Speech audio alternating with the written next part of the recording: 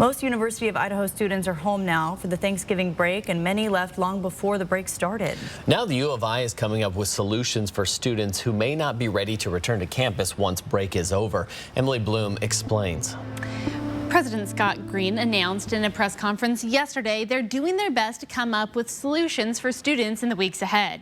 Instructors are planning for both remote and in-person learning, and it was COVID that gave them a blueprint for how this will work going forward. We'll learn more tomorrow. While many students feel the need to be home for security, not everyone is making that choice.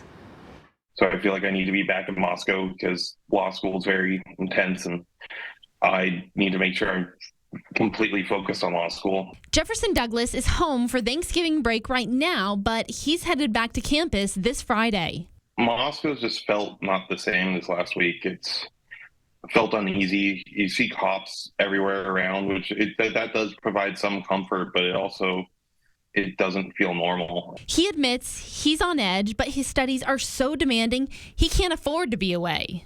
I was finishing up a paper for law school on Friday, and I kept on looking around the house like somebody was about to break in, and I ended up feeling so uncomfortable that I went into my safe and I put an AR-15 on my desk and wrote my paper with that there. This is something he's never felt in Moscow.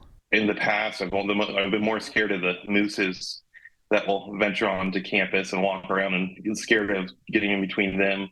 Things are much different now. You look at people a different way, wondering if they could be the killer. It's an uneasy feeling in town.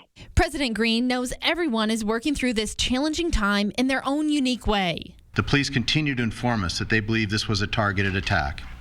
But we recognize this is not good enough for some of our students who will want to complete their semester remotely until the person who committed the crime is in custody. He's also heard from other students, like Douglas, that they gain comfort from the structure of class and being with friends and professors. All reactions and feelings are valid, and we all process these tragedies differently.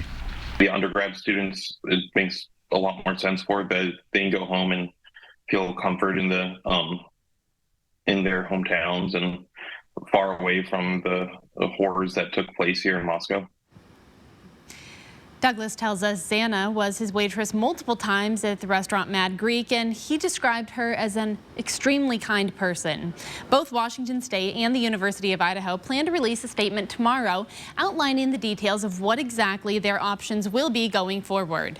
They hope this gives families the opportunity to plan and discuss over the Thanksgiving break. Reporting in studio, Emily Bloom for News Now. Emily, thank you.